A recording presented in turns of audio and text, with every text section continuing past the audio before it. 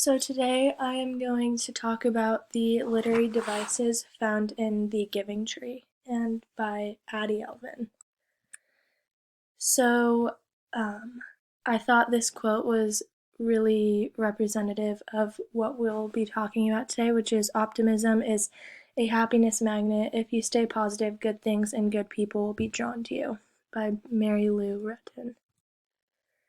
So, throughout the Giving Tree, major messages regarding optimism are buried beneath specific literary devices that we'll look more closely at in the upcoming slides.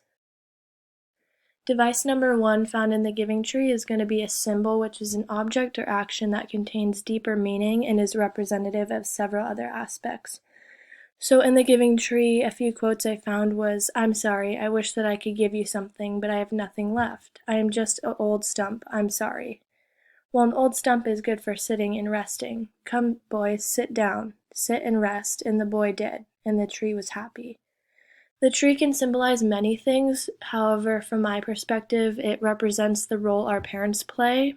They often sacrifice a lot of themselves to ensure their children are content and happy, and they fulfill that.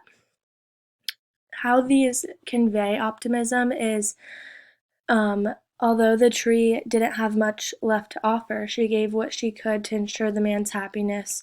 A part of being parents is finding your happiness through your sacrifices made for your children, and the tree hoped for a positive outcome of the boy's happiness by giving to him. Device number 2 was irony, which is the expression of one's meaning by using language that normally signifies the opposite, typically for humorous or empathetic effect.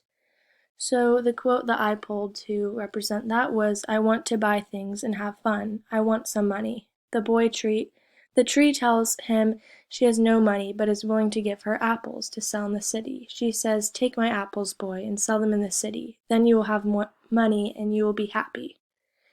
This quote expresses the idea of irony because the boy categorizes happiness with money for the longest time, but by the end of the story we see he is unhappy and a lonely man. How that conveyed optimism was because although the tree didn't have money, she was willing to sacrifice her apples for a positive outcome regarding the boy making money. Although the boy by the end of the story was lonely and sad, the tree was always optimistic about finding ways to help him seek happiness. So overall, the value devices and structure holds within the literature environment is tremendous and has a great impact on it and allows readings to carry much more meaning than just the words themselves. We are able to explore the devices included in the Giving Tree that projected the idea of optimism. So that's what I found in this reading, and I thought it had a huge impact.